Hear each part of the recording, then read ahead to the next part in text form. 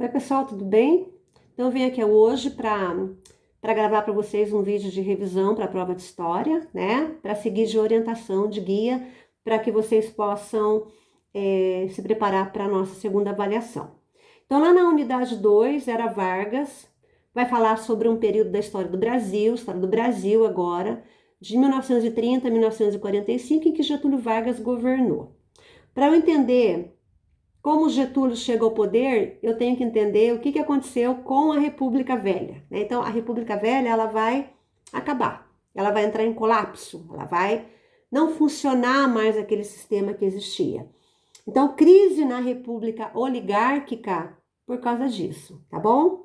Então, na política do café com leite, era aquela alternância entre presidentes paulistas e presidentes mineiros, até que Washington Luiz, ele quebra essa lógica, né? Então, ao invés de Washington Luiz indicar um nome, né? Indicar um nome mineiro para garantir ali o café com leite, para continuar, ele indica outro paulista. Então, ele quebra a lógica da política do café com leite. O lado oposto, né, como resposta a essa quebra, a essa traição do Washington Luiz, é criada a Aliança Liberal. Então, a Aliança Liberal, formada por Minas, Paraíba e Rio Grande do Sul, né? Ok?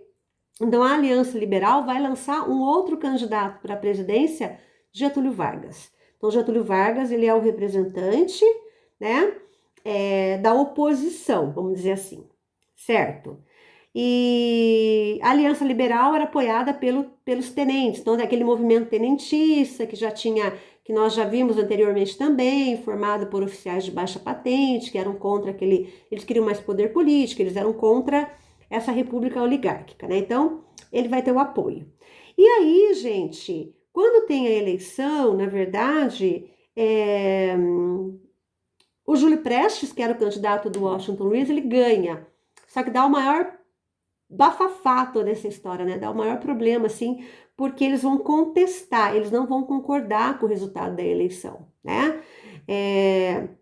Eles pedem uma verificação e tudo mais, auditar os votos e tudo mais. E, né, imagina, naquela época era muito comum, né? A gente estudou voto de cabresto, coronelismo, então era muito comum essa manipulação, né? E confirmaram o Júlio Prestes como candidato que teria ganhado a eleição. E é aí que entra a Revolução. Então, na Revolução de 1930, no Brasil, é a tomada do poder, é na marra, é uma coisa assim forçada. E a Aliança Liberal acaba tomando o poder do Brasil, vamos dizer assim. No dia 24 de outubro de 1930, Washington Luiz, em razão da forte pressão popular, então existia pressão popular para que ele saísse, ele é obrigado a renunciar, né? Recomeça o governo do Getúlio. E o governo do Getúlio, ele tem as 3 fases que eu falei para vocês, né, anteriormente. Então, começa com o governo provisório, depois tem o governo constitucional e o Estado Novo. Então, vocês vão ter que estudar, vão ter que entender a diferença dessas 3 fases. Então, provisório por quê? Porque era o começo, era lá o início, né? Então, ele criou alguns ministérios, ele centralizou o poder, ele dissolveu o Congresso. Então, estudem lá uma série de coisas que ele fez. São Paulo, é claro, não concorda. São Paulo não tinha engolido ainda a história de perder a eleição. São Paulo não concorda e vai rolar a Revolução Constitucionalista de 1932, né? Então, os paulistas, eles se juntam, eles se unem para brigar, para se revoltar contra aquilo. Inclusive, tem conflitos armados, né? Tem guerra, tem tudo. Então, foram criadas algumas frentes ali, né? De resistência e tudo mais. Só que São Paulo acabou, de certa forma, depois se isolando e Getúlio consegue sufocar aquele movimento, né? Então, 1932, outubro, os paulistas se rendem à superioridade militar do governo federal, né? Mas eles conseguem o que eles reivindicavam, que era a Constituição. Então, a partir de então, começa a ser criada a nossa nova Constituição. Então, Foi convocada a nova Assembleia Constituinte, uma nova Constituição foi promulgada em 1934. Nessa nova Constituição, algumas mudanças bem assim substanciais, né? Código eleitoral, voto secreto, voto feminino. Depois lá nessa nova lei, né? Nesse novo conjunto de lei, ensino, gratuidade do ensino, nacionalização de recursos, instituição das leis trabalhistas. Isso é muito importante que vocês tenham assim na ponta da língua, tá bom? Ok, aí o governo constitucional tá lá rolando, tudo em ordem, tudo na paz, é tudo oficial, vamos dizer assim.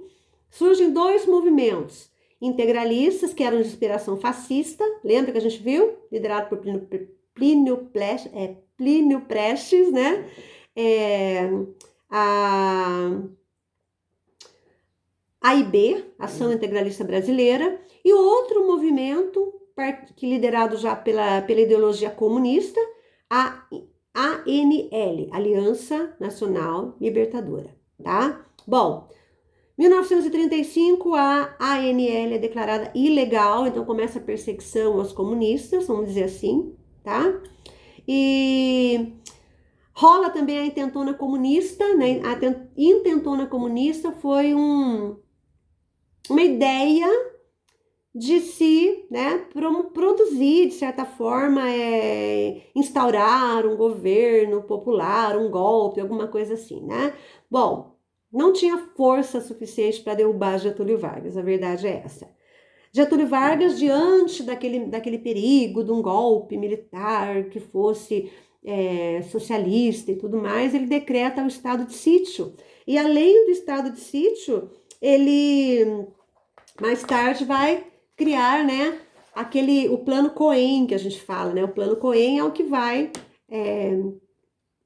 foi forjado um plano de que os comunistas queriam tomar o Brasil, tá? Então, em 1937, Getúlio dá um golpe dentro do próprio governo, ele dá um golpe no próprio governo e se instaura como um ditador, né? Bom, aqui ainda no texto fala um pouquinho mais sobre como a perseguição ao Partido Comunista, cita aqui o caso da Olga Benário, que era uma judia, né, que foi entregue para a Alemanha, e ela acabou morrendo nos campos de concentração, era a mulher do Luiz Carlos Prestes, né, líder da ANL, tá? Então, revejam esse tópico novamente lá. As mulheres integralistas também, essa coisa das blusas verdes, tá? Vejam isso lá. E o governo do Estado Novo é uma ditadura. Getúlio instaurou uma ditadura, criou mecanismos de repressão, né? Censura, só podia ser publicado aquilo que passasse pelos órgãos de censura. E aquilo que nós chamamos também de nacional desenvolvimentismo. Lembra? Getúlio era complexo, ele era polêmico, porque ele fazia coisas que era bom para o popular, mas também ele tinha esse viés autoritário, ditador, né? Então a gente tem, ao mesmo tempo que ele protegia o país com vamos valorizar o que é nosso, não vamos entregar as nossas riquezas, ele acabou criando muita inimizade, né? Ele acabou criando muito caos depois na vida dele, certo? Bom, criação de algumas empresas importantes, como a CNP, que depois vai se transformar mais tarde na Petrobras, tá? Companhia do Vale do Rio Doce, que é de siderurgia. Em relação às leis trabalhistas, também é muito importante que vocês entendam a importância do Getúlio na criação das leis trabalhistas, da CLT e tudo mais. Essa parte aqui do indígenas, ele até criou a Serviço de Proteção aos Índios em 39, a SPI, só que a ideia não era preservar a cultura, a ideia era tentar desenvolver, então um paradoxo aí. Educação e propaganda, é aquilo que eu falei para vocês, de como controlar tudo aquilo que circulava. Criação da Hora do Brasil, do jornal em que o presidente falava, né? Deixa eu ver o que mais aqui. A ideia de... Aqui não está muito aprofundado isso, mas é a reforma Campos, né? Francisco Campos, Ministério da Educação, que era reorganizar a escola. Então, veja quanta coisa, quanta novidade ele trouxe, tá? A aproximação, então, de Getúlio dos trabalhadores, isso é importante, né, a gente lembrar. Fim do Estado Novo, como é que vai acontecer isso? Fim do Estado Novo. Fim do Estado Novo, Brasil lutou do lado dos aliados da Segunda Guerra Mundial. Lutou para derrubar um ditador, Hitler, né? E como assim? Então chegou num ponto que quando acaba a Segunda Guerra e o eixo é dominado, é controlado, né? O Getúlio ele é pressionado para sair do poder, entregar o poder, né? Até desenvolve lá um movimento chamado queremismo, ou seja, uma parte da população que fazia campanha para queremos Getúlio, queremismo, né? Mas no final de tudo isso ele se afasta e ele entrega o poder, né? Então, foi forçado a renunciar em outubro de 1945. Aí tem eleição, né? O próximo vai ser o Gaspar Dutra, que vai ganhar. E ele foi eleito ainda senador do Rio Grande do Sul. Ele volta lá para a terra dele e continua forte na política, tá? Então, essa primeira parte do vídeo, eu estou falando apenas da era Vargas, tá bom?